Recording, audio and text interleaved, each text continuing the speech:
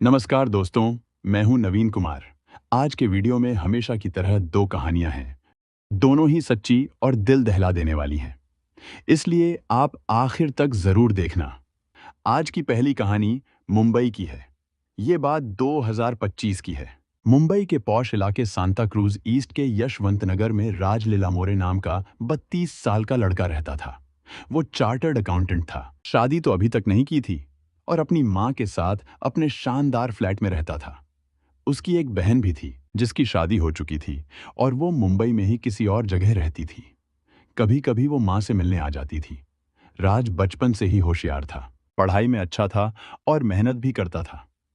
मेहनत की वजह से उसने सीए की परीक्षा पास कर ली और एक कंपनी में चार्टर्ड अकाउंटेंट की नौकरी मिल गई। उसकी सैलरी भी ठीक ठाक थी, इसलिए उसका रहन सहन अच्छा था। घर में किसी चीज की कमी नहीं थी, सब कुछ था। माँ के अलावा उसकी कोई जिम्मेदारी नहीं थी, इसलिए ऑफिस और घर के कामों के अलावा उसे कुछ और करने की जरूरत नहीं पड़ती थी। फ्री टाइम में वो अपने कुछ खास दोस्तों के साथ घूमने निकल जाता था।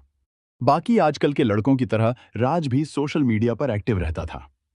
उसका इंस्टाग्राम अकाउंट था और वो वहां रील्स देखने में काफी वक्त बिताता था। राज भी अपनी उम्र के बाकी लड़कों की तरह ज्यादा पैसा, बढ़िया गाड़ी, बड़ा फ्लैट और सारी सुविधाएं चाहता था। उसे अच्छी और आरामदायक जिंदगी जीने का शौक था। किसी की सलाह पर उसने शेयर बाजार में भी पैसा लगाया था, ये सोचकर कि इससे उसे अच्छा मुनाफा मिलेगा। 7 जून 2025 को छुट्टी थी, इसलिए राज घर पर ही था। माँ उसके कमरे में चाय देने आई। तभी राज के फोन पर कॉल आया, सबा कुरैशी नाम की एक लड़की का। राज ने फोन नहीं उठाया, लेकिन माँ ने कहा कि वो आज घर आने वाली है। ये सुनकर राज थोड़ा परेशान हो गया। इतने में दरवाजे की घंटी बजी। राज की मां ने दरवाजा खोला तो बाहर एक लड़का और एक लड़की खड़े थे। उन्होंने बिना कुछ कहे दरवाजा धक्का देकर अंदर आ गए। दोनों ने पूछा, राज कहाँ है? मां ने कमरे की तरफ इशारा किया। उनके अजीब बर्ताव से मां थोड़ी घबरा गई, लेकिन उसने सोचा शायद कोई ऑफिस का मामला होगा और वो अपने कमरे में चली गई। तभी सबा कुरैशी और उसका दोस्त राहुल परवानी सीधे राज के कमरे में घुस गए। फोन क्यों नहीं उठा रहा था, कहते हुए दोनों ने राज से ऊंची आवाज में बात करनी शुरू कर दी। मां को उनकी आवाज हॉल तक सुनाई दे रही थी। दोनों काफी देर तक राज से बहस करते रहे। मां हॉल में आई तो देखा कि राज, सबा और राहुल जोर जोर से बात कर रहे थे। उनकी बातें सुनकर लगा जैसे वे राज को धमका रहे हों। मां को अजीब लगा और उसने पूछा कि क्या हो रहा है, लेकिन दोनों ने उसे उल्टा डांट दिया। मां से इस तरह बात करते देख राज बहुत परेशान हुआ, पर कुछ कह नहीं पाया।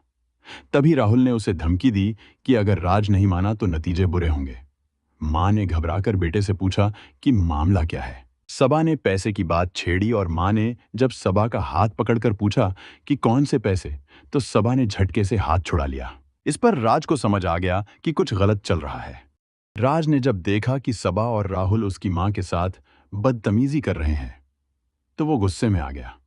सबा ने हद पार करते हुए उसकी मां के गाल पर थप्पड़ मार दिया। ये देखकर राज भड़क उठा। उसका गुस्सा देखकर सबा और राहुल घबरा गए और जल्दी से वहां से निकल गए। जाते जाते सबा और राहुल ने राज को धमकी दी कि अगर उसने पैसे ट्रांसफर नहीं किए तो उसकी हालत खराब हो जाएगी। घटना के बाद राज डर गया। दोनों के जाने के बाद वह सोफे पर बैठ गया। उसकी मां पास आई। बिना वजह मां को परेशान होते देखकर राज और भी दुखी था। उसने मां से पूछा कि कहीं ज्यादा चोट तो नहीं लगी। मां ने आंखें भरकर देखा और कहा कि ज्यादा चोट नहीं लगी, सब ठीक हो जाएगा। राज ने कहा कि इस पर ज्यादा मत सोचो, ये लोग कुछ नहीं कर सकते, और फिर अपनी कमरे में चला गया।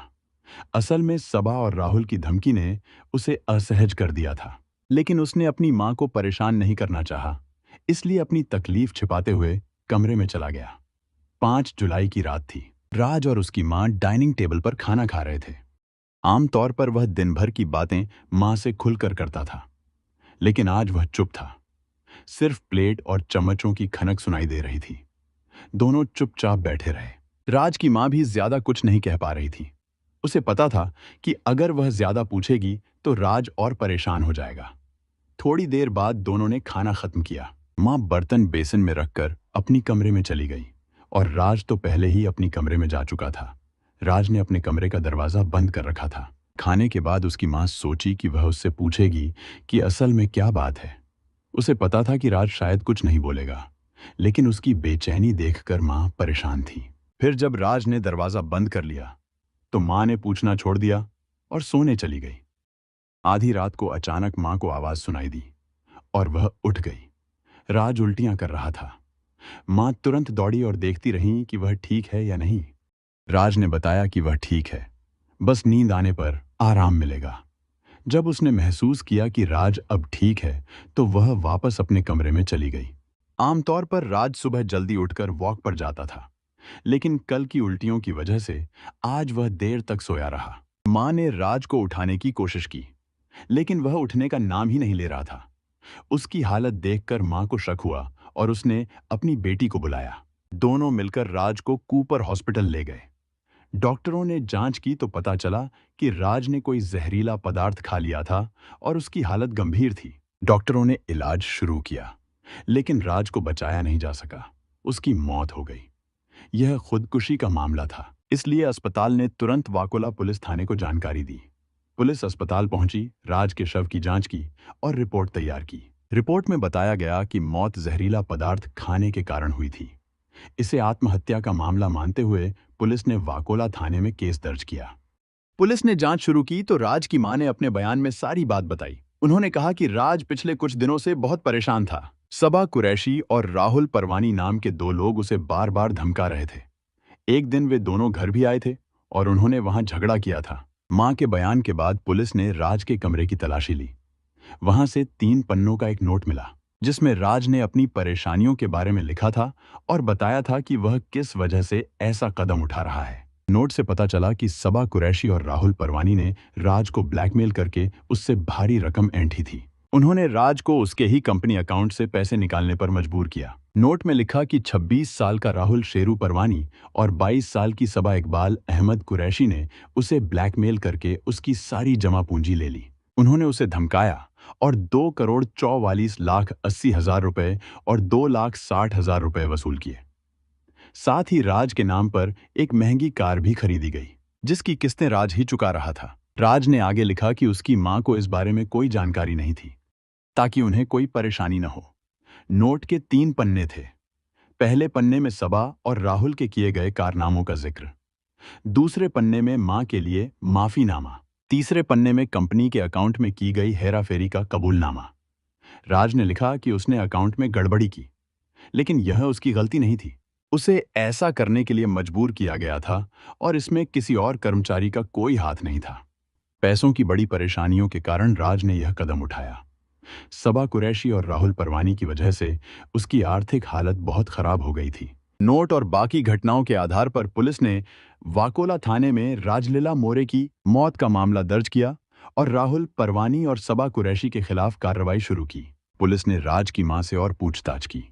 तब उसने बताया कि सबा कुरैशी और राहुल परवानी 7 जून को घर आए थे और राज को उसके वीडियो वायरल करने की धमकी दी थी। उस दिन से राज काफी परेशान रहने लगा था। सबा और राहुल लगातार उसे धमकाते रहते थे। राज ने पुलिस में इसकी शिकायत भी की थी, लेकिन कोई कार्रवाई नहीं हुई। इस वजह से दोनों को घर जाकर राज और उसकी मां को डराने का साहस मिल गया। राज की मां ने बड़ी मुश्किल से अपने बेटे को समझाया और जानने की कोशिश की कि उसकी बेचैनी का कारण क्या है। तब राज ने बताया कि वह सबा और राहुल के जाल में फंसता चला गया था। 2024 में इंस्टाग्राम के जरिए उसकी सबा और राहुल से दोस्ती हुई थी, लेकिन वह सिर्फ दिखावे की दोस्ती थी। इस 18 महीने के दौरान उन्होंने राज को लगातार पैसे देने के लिए दबाव डाला।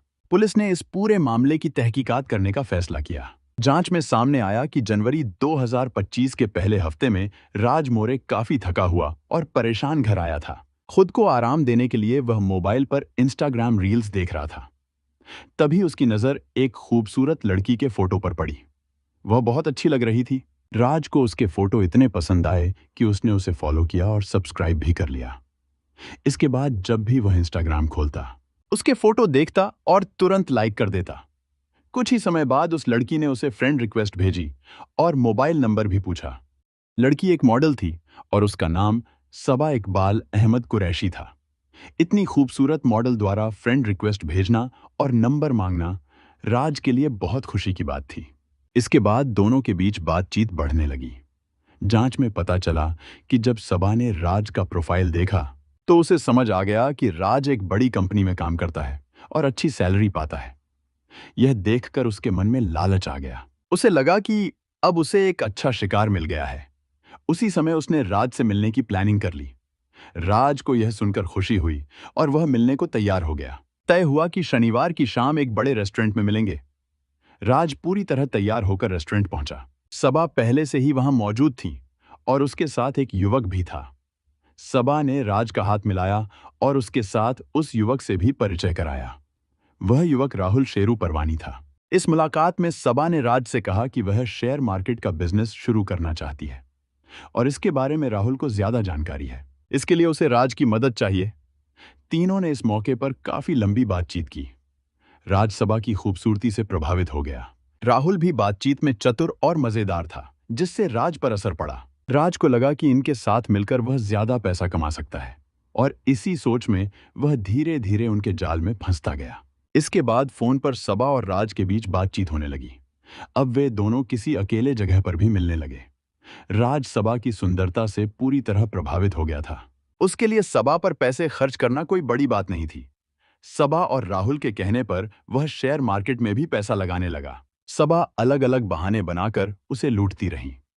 जब राज ने अपनी जमा पूंजी का धीरे धीरे खत्म होता देख थोड़ा समझा, तब तक बहुत देर हो चुकी थी। वह पूरी तरह दोनों के जाल में फंस चुका था। पहले मीठी मीठी बातों से और फिर धमकी देकर सबा और राहुल ने राज को पूरी तरह लूट लिया। सोशल मीडिया पर शुरू हुई यह दोस्ती राज के लिए बेहद महंगी साबित हुई। करीब 3 करोड़ रुपए तक का नुकसान। जब राज ने पैसे देने से इनकार करना शुरू किया, तो सबा कुरैशी और राहुल परवानी ने अपने हथियार बाहर निकाल लिए। उन्होंने राज को उसके निजी वीडियो लीक करने की धमकी देनी शुरू कर दी। इस धमकी के बाद राज के पास कोई रास्ता नहीं बचा और उसने खुदकुशी कर ली। पुलिस ने सबा कुरैशी और राहुल परवानी को गिरफ्तार किया। पूछताछ में दोनों ने अपना अपराध स्वीकार किया।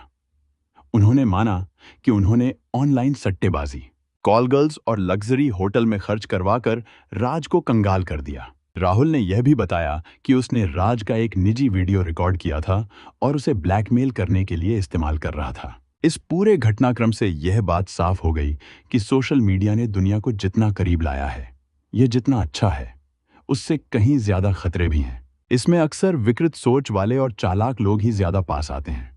इस चमक दमक भरी दुनिया में फंसकर कई युवा अपने आप को नुकसान पहुंचा बैठते हैं। यह कहानी सिर्फ जागरूकता के उद्देश्य से है। अगर आप या आपका कोई परिचित मानसिक तनाव या दबाव में है, तो तुरंत किसी भरोसेमंद व्यक्ति से बात करें या हेल्पलाइन से मदद लें। जान देना किसी भी समस्या का हल नहीं है। आज की दूसरी कहानी उत्तर प्रदेश के मथुरा जिले की है। ये बात 2022 की है। मथुरा जिले के हाईवे थाने के नगला बोहरा गांव में रिटायर्ड फौजी तेजवीर सिंह का घर है। वे फरीदाबाद में सिक्योरिटी गार्ड का काम करते हैं। शाम करीब 5 बजे किसी ने उनके घर का दरवाजा खटखटाया। तेजवीर सिंह की बड़ी बेटी सोनम ने दरवाजा खोला। बाहर एक लड़का था जो शादी का कार्ड और मिठाई का डिब्बा लेकर अंदर आ गया। अनजान लड़के को देखकर मां कुछ पूछ ही पाती। इससे पहले उसने शादी के कार्ड में छिपा चाकू निकालकर तेजवीर सिंह की बेटी सोनम पर ताबड़तोड़ वार करने शुरू कर दिए। बेटी को बचाने के लिए जब मां सुनीता बीच में आई, तो उसने उन पर भी चाकू से हमला कर दिया। घर में दाखिल होते ही उसने खून की होली खेल दी। शोर सुनकर जब आसपास के लोग दौड़े, तो लड़के ने खुद के सीने और पेट पर भी कई वार कर लिए। वह गंभीर रूप से घायल होकर वहीं गिर पड़ा। यह घटना 19 जून 2022 की है। घर के अंदर हुए इस खून खराबे को देखकर सोनम की छोटी बहन और भाई का बुरा हाल हो गया। चारों तरफ खून बिखरा देख वे डर के मारे कांपने लगे। सोनम की मौके पर ही मौत हो गई, जबकि मां सुनीता गंभीर हालत में जमीन पर पड़ी थीं। फर्श पर पड़ी सोनम की लाश और उसके आसपास फैला खून, ये मंजर देखकर हर किसी के रोंगटे खड़े हो गए। कृष्ण की नगरी मथुरा में प्यार जैसे शब्द की सारी खूबसूरती उस दिन मिट गई थी। इसी बीच भीड़ में से किसी ने हाईवे थाने की पुलिस को खबर दे दी। सूचना मिलते ही थाना प्रभारी अजय कौशल अपनी टीम के साथ मौके पर पहुंच गए। पुलिस ने जल्दी जल्दी में ग्रामीणों की मदद से घायल सुनीता और उस युवक को अस्पताल भिजवाया। सुनीता को सिटी हॉस्पिटल और हमलावर को जिला हॉस्पिटल में भर्ती कराया गया। हालत बिगड़ने पर युवक को आगरा के एसएन मेडिकल कॉलेज रेफर कर दिया गया। दोनों की हालत काफी नाजुक थी। एसपी सिटी मार्तंड प्रकाश सिंह ने बताया कि हमलावर युवक और मृतका की मां सुनीता दोनों गंभीर रूप से घायल है, इसलिए उनसे अभी पूछताछ नहीं हो सकी है। युवक के बैग से उसका आधार कार्ड मिला है। घटना की गंभीरता को देखते हुए थाना प्रभारी ने तुरंत अपने उच्च अधिकारियों को सूचना दे दी। खबर मिलते ही एसपी सिटी मार्तंड प्रकाश सिंह और सीओ रिफाइनरी धर्मेंद्र चौहान मौके पर पहुंच गए। फॉरेंसिक टीम को भी जांच के लिए बुला लिया गया। पुलिस और फॉरेंसिक टीम ने मौके से चाकू, मिठाई का डिब्बा और एक बैग बरामद किया। बैग में ट्रेन की टिकट और पहचान पत्र मिले। पुलिस ने सभी चीजें कब्जे में लेकर जांच शुरू कर दी। मौके की कार्रवाई पूरी करने के बाद सोनम के शव को पोस्टमार्टम के लिए भेज दिया गया। इस डरावनी वारदात ने पूरे इलाके को हिला दिया। गांव में लोग तरह तरह की बातें कर रहे थे। कोई कह रहा था कि वो लड़का कौन था, तो कोई पूछ रहा था कि उसका फौजी के परिवार से क्या झगड़ा था। लेकिन यह सब सिर्फ बातें थीं। असली सच किसी को नहीं पता था। अब सच्चाई का पता लगाना हाईवे थाना पुलिस के जिम्मे था। घटना की खबर मिलते ही फरीदाबाद से फौजी तेजवीर सिंह मथुरा पहुंच गए। उनकी शिकायत पर हाईवे थाना पुलिस ने उस युवक के खिलाफ मामला दर्ज कर लिया। पुलिस ने अपने स्तर पर जांच शुरू की और परिवार के साथ साथ आसपास के लोगों से भी पूछताछ की। शुरुआती जांच में पता चला कि सोनम की युवक से फेसबुक पर जान पहचान हुई थी। शक जताया गया कि युवक ने एक तरफा प्यार में आकर यह खौफनाक वारदात की। घायल युवक की पहचान उसके पास मिले आधार कार्ड से हुई। वह 23 साल का शिवम कश्यप था, जो मुजफ्फरनगर के नई मंडी थाने के गांव ककुड़ा का रहने वाला था। पुलिस ने शिवम के परिवार को भी घटना की सूचना दी। खबर मिलते ही उसके घर वाले देर रात आगरा के अस्पताल पहुंच गए। रिटायर्ड फौजी तेजवीर सिंह के परिवार में पत्नी सुनीता के अलावा 2 बेटियां और एक बेटा है। बड़ी बेटी सोनम 17 साल की थी, जबकि छोटी बहन की उम्र 16 साल थी। दोनों से छोटा एक बेटा था। सोनम रतनलाल फूल कटोरी सीनियर सेकेंडरी स्कूल में 9वीं कक्षा में पढ़ती थी। तेजवीर सिंह का सपना था कि उनकी बेटी पढ़ लिख कर जिंदगी में कुछ बड़ा करे। पुलिस ने सोनम की छोटी बहन और बाकी घर वालों से गहराई से पूछताछ की। जांच आगे बढ़ने पर जो कहानी सामने आई उसने सबको हैरान कर दिया। लडो ऐप पर ऑनलाइन लूडो खेलते समय लगभग 3 साल पहले मुजफ्फरनगर के शिवम कश्यप उर्फ अवी की पहचान मथुरा की सोनम से हुई थी। खेल खेल में दोनों की दोस्ती हो गई। धीरे धीरे दोनों के बीच नजदीकियां बढ़ीं और नोएडा में दोनों की 2 बार मुलाकात भी हुई। इस दौरान उन्होंने एक दूसरे के मोबाइल नंबर भी ले लिए। इसके बाद अक्सर दोनों के बीच बातचीत होने लगी। सोनम की छोटी बहन को भी अपनी बड़ी बहन की यह दोस्ती पता थी। जब 2 युवा दिल मिलते हैं तो उनके दिलों में मोहब्बत के गीत गूंजने लगते हैं। उन्हें खाने पीने जैसी रोजमर्रा की चीजें भी कम मजेदार लगती हैं। बस यही चाहत होती है कि हर पल अपने प्यार के साथ रहें। किशोर उम्र में दोनों इस प्यार में पूरी तरह बह गए और बिना सोचे समझे भविष्य के सपने संजोने लगे। सोनम और युवक के बीच चल रहे इस मोहब्बत के खेल की खबर जब घर वालों को लगी तो मां सुनीता ने अपनी बेटी सोनम को चेताते हुए उसके युवक से बातचीत पर रोक लगा दी। सोनम ने भी शिवम को साफ बता दिया कि फिलहाल फोन पर बात नहीं करनी है। जैसे मछली बिना पानी के तड़पती है, वैसे ही सोनम और उसका प्रेमी शिवम उर्फ अवी भी तड़पने लगे। मां द्वारा प्यार पर रोक लगने से अवी गुस्से में आ गया। वह सोनम से शादी करने का दबाव डाल रहा था। घर वालों के मना करने पर उसने सोनम के घर वालों से सीधे बात करने का निर्णय लिया। शिवम मुजफ्फरनगर के श्रीराम कॉलेज में बीसीए के अंतिम वर्ष का छात्र था। उसके पिता की दुकान थी, लेकिन घाटा होने के कारण दुकान बंद हो गई। शिवम के एक भाई और एक बहन भी हैं। उसने अपने घर वालों को बताया कि वह एक नौकरी के इंटरव्यू के लिए जा रहा है। शिवम सोनम की मां सुनीता से मिलने के लिए 19 जून को मुजफ्फरनगर से सुबह 8:30 बजे ट्रेन में मथुरा के लिए रवाना हुआ था। उसने चाकू मुजफ्फरनगर से ही खरीद लिया था और मथुरा पहुंचकर गोवर्धन चौराहे से मिठाई भी खरीदी थी। शाम 6 बजे वह सोनम के घर पहुंचा। वह मां से बातचीत कर मामले को समझाने आया था, लेकिन बहस के दौरान उसने अचानक सोनम पर चाकू से वार कर दिया। जब सोनम ने उसे रोकने की कोशिश की तो शिवम ने चाकुओं से हमला कर दिया। उसने सोनम और सुनीता को गंभीर रूप से घायल कर इस सनसनीखेज वारदात को अंजाम दिया। पकड़े जाने के डर से उसने खुद को भी चाकू मारकर घायल कर लिया। सुनीता की कमर और पीठ पर 2 वार किए गए, जबकि सोनम की पीठ पर 3 चाकू के वार थे जो आर पार गए। इन वारों की ताकत से सोनम का दिल और फेफड़े पूरी तरह फट गए थे। पोस्टमार्टम रिपोर्ट में यह स्पष्ट हुआ कि सोनम की मौत का कारण यही चाकू के वार थे। शिवम अपने घर से नौकरी के इंटरव्यू के बहाने निकला था, लेकिन उसके मन में जो चल रहा था उसे कोई नहीं जानता था। घटना की खबर मिलते ही उसके घर वाले आगरा पहुंच गए। पुलिस की कस्टडी में उसका इलाज जारी था। मथुरा में हुई इस सनसनीखेज वारदात ने प्रेम के 2.5 अक्षरों की मासूमियत को ही दफन कर दिया। कहते हैं कि इश्क अच्छे अच्छों का दिमाग खराब कर देता है। दिल दहलाने वाली इस घटना ने कृष्ण की नगरी मथुरा के नगला बोहरा गांव में खौफ का माहौल पैदा कर दिया। मृतका सोनम की छोटी बहन ने बताया कि फेसबुक के जरिए दोनों की दोस्ती हुई थी, लेकिन घर वालों ने सोनम पर रोक लगा दी थी। इस वजह से सोनम ने प्रेमी अवि से बात करने से मना कर दिया। नाराज होकर अवि ने सोनम की हत्या और खुदकुशी करने की योजना बनाई। उसने शादी के कार्ड में चाकू छिपाकर कार्ड देने के बहाने घर में घुसा और हमला कर दिया। बीच में मां के आने पर उसने उन्हें भी घायल कर दिया। आजकल कई ऑनलाइन गेम्स खेलने वाली युवा पीढ़ी किस दिशा में जा रही है, इस पर परिवारों को ध्यान देना जरूरी है। ऑनलाइन गेम खेलने वालों के व्यवहार में बदलाव देखा जा सकता है, इसलिए युवा पीढ़ी की हरकतों पर परिवार की पैनी नजर होना चाहिए।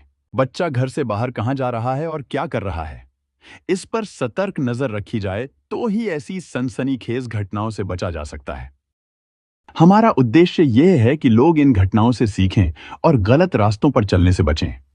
यह कहानी एक अहम चेतावनी है जो हमें बताती है कि जीवन में सही फैसले लेना कितना जरूरी है। हमें मिलकर एक बेहतर समाज बनाने की कोशिश करनी चाहिए, जहां प्यार और ईमानदारी की अहमियत हो। ऐसी सच्ची घटनाओं और उनसे मिले संदेशों के साथ मैं फिर लौट कर आऊंगा। तब तक के लिए सुरक्षित रहें, सतर्क रहें और याद रखें कि हर कदम सोच समझकर उठाएं।